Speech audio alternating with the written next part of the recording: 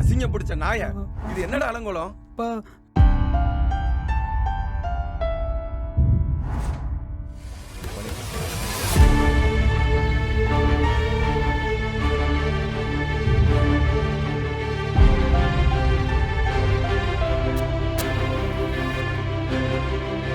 அவன் இங்க இருந்தா நம்ம பிள்ளைய மாத்திடுவாங்க.